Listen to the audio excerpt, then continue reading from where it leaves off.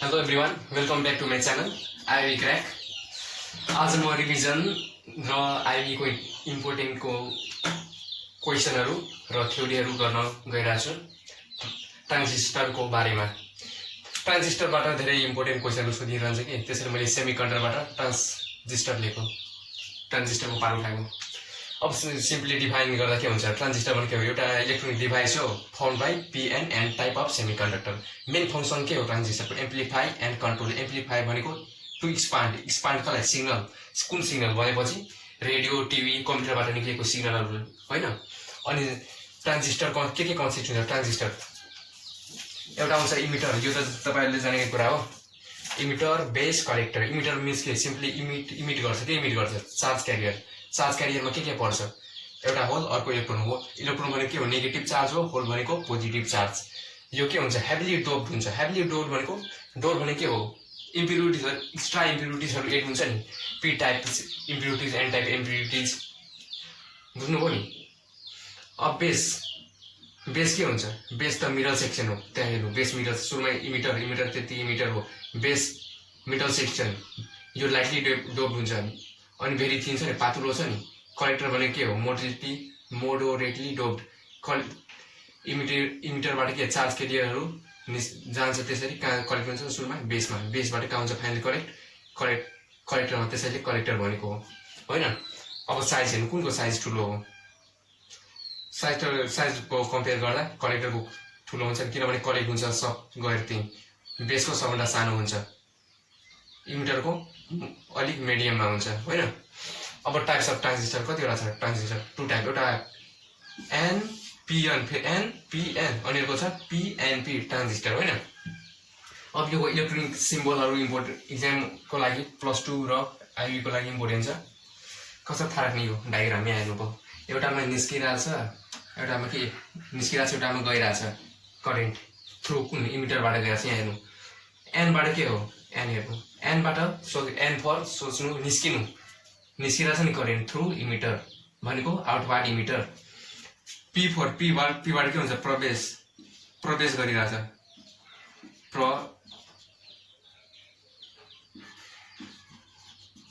प्रवेश। P for प्रवेश गरिरहेछ, इमिटरबाट करेन्ट प्रवेश गरिरहेछ नि, टुवार्ड इमिटर, इनवर्ड गइरहेछ नि।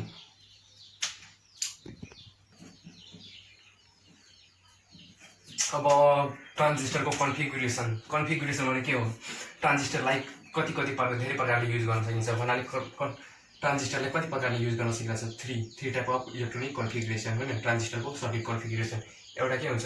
CB, CE. सीबी भनेको कमन बेस, सीई भनेको कमन इमिटर, सीसी भनेको कमन कलेक्टर। यो सीसी हाम्रो लागि त्यति इम्पोर्टेन्ट छैन, यो दुईटा माथि इम्पोर्टेन्ट छ हैन। यो अल्फा अनि एउटा बीटा छ हैन, रिप्रेजेन्ट करेन्ट गेन। यो अल्फा भने के हो? करेन्ट गेन अथवा current amplification factor in कुनमा? CB. यहाँ हेर्नु, सीबीमा करेन्ट गेनलाई केले अल्फाले रिप्रेजेन्ट गर्छ भने बीटा करेन्ट गेन कुनमा हो त? करेन्ट इमिटरको लागि हो। अब कसरी राख्ने? अल्फा त्यो सीबी को लागि हो। जस्तै हेर्नु, अल्फा, यो अल्फा हो नि, अल्फा एएलपीएच अल्फा हैन। अल्फा केबाट? एबाट अल्फा पर्यो, त्यसैले हामीले अब बी सोच्ने, बीबाट बेस, त्यसैले कमन बेस, बुझ्नुभयो नि। अल्फा, एबाट अल्फा हैन, अल्फा की स्पेलिङ ए आयो, त्यसैले बी सोच्ने, बीबाट बीटा, अनि के हुन्छ हाम्रो? कमन बेसको लागि भयो नि, अल्फा भनेको कमन बेसको लागि। भाइस वर्ष त्यो त भइहाल्नु नि, अरू आफै एउटा थाहा पाएपछि। अब मेन कुरा त्यही हो कि मेन कुरा। अब हाम्रो कमन बेस र कमन इमिटरको लागि अब हामीले त्यो फर्मुला बनाउने के सजिलो तरिकाले, फर्मुला नरट्ने, बनाउने। यहाँ हेर्नु, अब के गर्ने? सुरुमा हामीले त्यो थाहा राख्ने, बीसी भन्ने थाहा राख्नु पर्यो। यहाँ हेर्नु, सुरुमा हाम्रो त्यस्तो चारवटा बनाउनु हैन, चारवटा त्यस्तो बनाउनु। हाम्रो के छ? बेस कमन बेस छ, बेस दिइहाल्नु हैन। अब बाँकी बच्यो कुन? हाम्रो एउटा कुन बाँकी बच्यो? इमिटर। हाम्रो त्यो थाहा राख्नु कि बिकाउसको स्पेलिङ थाहा राख्नु, बीईसीएयुएसए हैन, बिकाउसको बीईसी हैन। अब हाम्रो बेस कमन भयो। अब बाँकी कुन? ई र सी छ। अब ई कुन साइडमा हुन्छ? ई त इमिटर त जहिले पनि इमिट गर्छ नि, यो साइडमा हुन्छ नि, इनपुट साइडमा। कलेक्टर कुन? आउटपुटमा हुन्छ नि, त्यसो थाहा राख्नु। अब यो लाइन हेर्नु, फेरि चारवटा फटाफट गर्नु। होइन। अब इमिटर ई कमन छ, कमन दिइहाल्ने, दुइटैमा कमन हुनु पर्यो। बिबी ई कट हो, बाँकी कुन बिसी। बेस कुन साइडमा हुन्छ? बेस त यो साइडमा हुन्छ नि। अब सोच्नु, पहिले यो कन्फ्युज भयो भने कि बेस कुन साइडमा हुन्छ, कलेक्टर सोच्नु क्या। कलेक्टर कुन? कलेक्टर आउटपुट पनि कलेक्टर भनेको यो साइडमा कलेक्टर, यो साइडमा बी भनेको इनपुट। अब हामीलाई करेन्ट गेनको अब त्यहीबाट फर्मुला बनायो के, current gain alpha in case of के हो, कमन बेस हो नि, अल्फा इक्वल टु के हो, आउटपुट बाई इनपुट हो नि, करेन्ट होइन, आउटपुट बाई इनपुट। आउटपुट कुन यहाँ हेर्नु, सेम छ, सेमलाई नलिने, डिफ्रेन्टलाई लिने। यो आउटपुट कुन, आउटपुटको साइडको हेरेर हेर्नु, सी लिने, यो साइडको के छ, ई होइन। अब बिटामा के गर्ने, फेरि I input by output, same कुन छ, ई सेम छ, नलिने, अर्कोलाई लिने, सी यो साइडमा इनपुटमा, आउटपुट बाई इनपुट हो नि, करेन्ट गेन। अब तपाईँहरूलाई भोल्टेज गेन पनि सोध्न सकिन्छ। भोल्टेज गेन भी इक्वल टु के हो, आइआर हो नि, भी इक्वल टु आइआर हो नि। आईको ठाउँमा के लेख्नु छ, करेन्ट गेनको ठाउँमा हामी के लेख्ने, अल्फा लेख्ने। अल्फा भी मिन्स रेजिस्टेन्स आउटपुट लेख्नु पर्यो, resistance output by resistance input होइन। सेम एज योमा पनि त्यस्तै हो। यो ठाउँमा कस्तो लेख्न पाइन्छ, भोल्टेज गेनको ठाउँमा beta into R output by R input होइन। यो के हो, भोल्टेज गेन। अथवा अब हामी न्युमेरिकल पोर्सनतिर जाउँ। क्यालकुलेट इमिटर करेन्ट भनेको के हो, आई हो नि, फर विच आइबी दिएको छ त्यति, बिटा दिएको छ त्यति। अब तपाईँले थाहा हुनुपर्ने के, बिटा कुन कन्फिगुरेसनको लागि हो, जस्तै सिई छ हामीसँग होइन, सिई जस्तै बिटा छ भने यहाँ बी छ भने, अब अर्को त ट्रिक थाहा त्यसरी, बिटा छ भने यहाँ के हुन्छ, अल्फा होइन, यहाँ ई छ भने बी, बिटा छ भने बिटा हुँदैन, बी नलेख्ने, त्यसै थाहा नै ट्रिक होइन। अब बिटा आफूले के दिएको छ, बिटा भनेको सिईको लागि दिएको हो नि त हामीले होइन, सिई के गर्ने, सिईको लागि फिगर बनाउने, जस्तो के भनेको थियो तपाईँले, सिईको लागि फिगर बनाउने होइन। कमन के छ, इमिटर ई इज कमन दिइहाल्ने, फेरि दिने दुइटा होइन त्यस्तो। अब हामीसँग के हो, बिकाउज भनेको थियो, इसी बिकाउजको स्पेलिङ ई गयो। अब बी र सीमा के भयो, कलेक्टर कुन हुन्छ, कलेक्टर आउटपुट हुने, कलेक्टर यो साइडमा, बी यो साइडमा हुन्छ।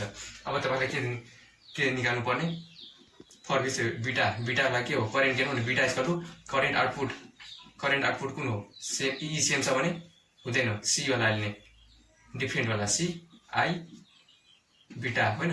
आइसी कति छ हामीलाई दिएको, आइसी निकाल्नु पर्ने, आइसी निकाल्नु होइन। आइसी भने के हुन्छ, बिटा इन्टु आइबी इन्टु बिटा होइन, कति हुन्छ 220 इन्टु यो के हो, माइक्रो 10⁻⁻6 इन्टु बिटा भनेको 100। फाइनली हाम्रो सोल्भ गर्दा कति आउँछ, 2 इन्टु कति हुन्छ, 10⁻⁻6 10⁻³ गर्दा कति हुन्छ, 2 मिली एम्पियर आयो नि, 10⁻³ आउँछ नि भनेको मिली एम्पियरमा आयो। अब हामीले आइसी पनि निकालिसक्यौँ। अब हामीलाई त्यो निकाल्न सजिलो हुन्छ नि, आई उपमा के हो, I equal to IB plus IC होइन। अब आई निकाल्नु पर्ने, आइबी कति दिएको छ हामीलाई होइन, अनि यो कुन कति दिएको छ, मिली एम्पियर। अब जोड्ने क्या, 10⁻⁻6 प्लस 2 इन्टु 10⁻³ सोल्भ गर्नु कति आउँछ एन्सर बुझ्नु पर्ने। यदि फर्मुला बिर्सिनु भयो भनेदेखि त्यो डायग्राम बनाउनु आफै हुन्छ।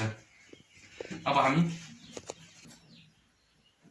Question number 2, for PNP transistor current gain in common base configuration is 0.95।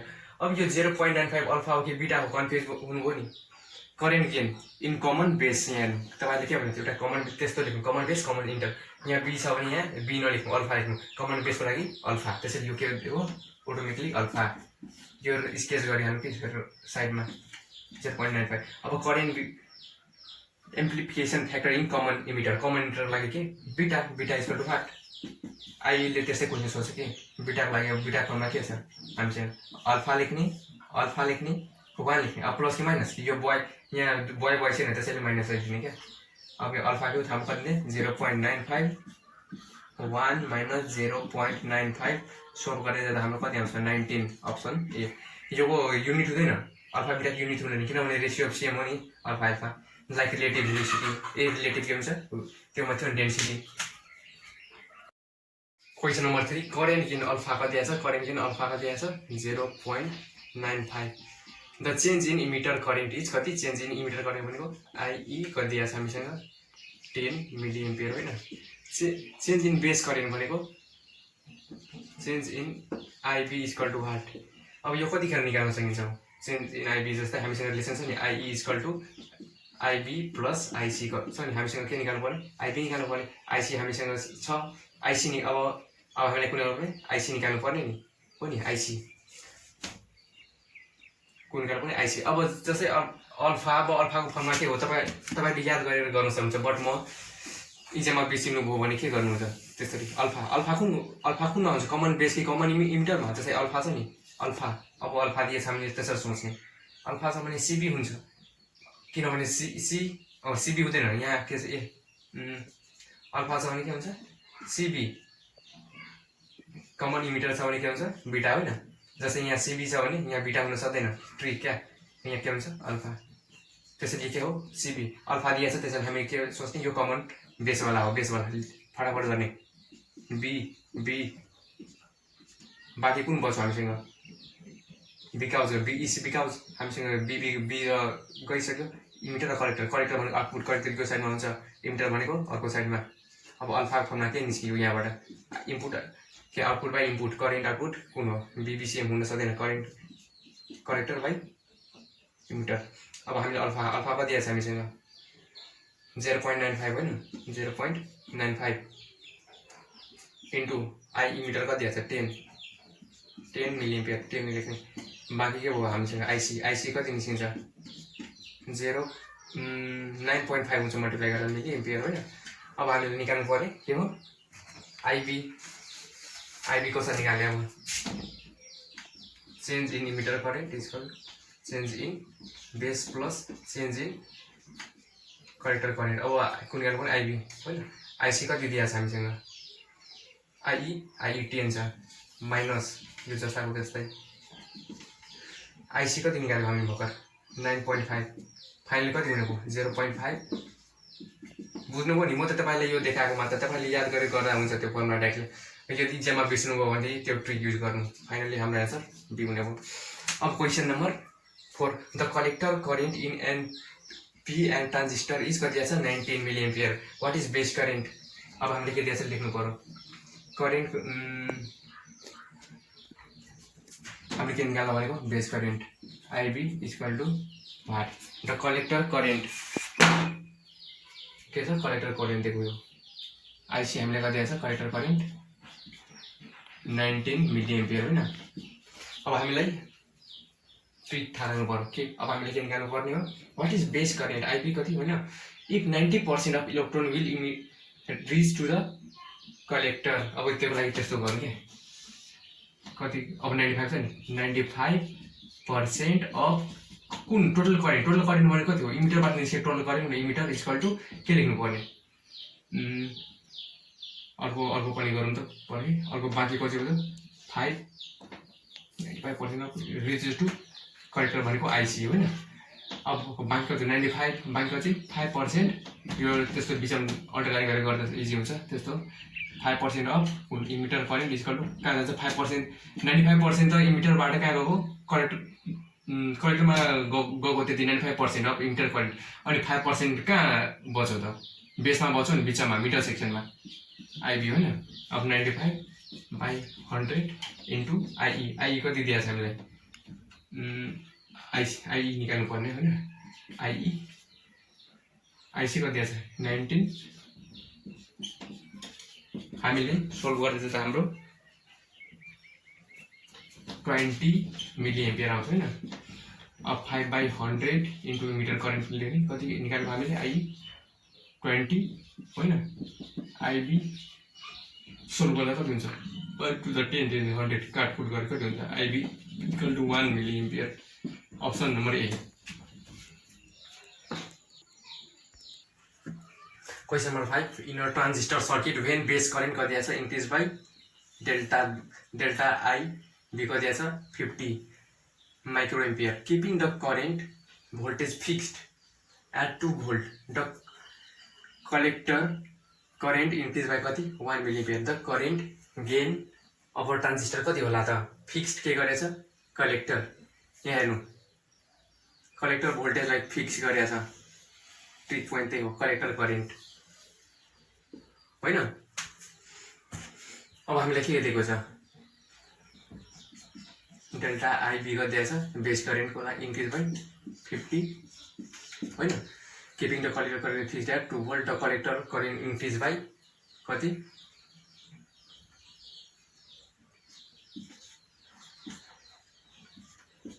1 milliampere.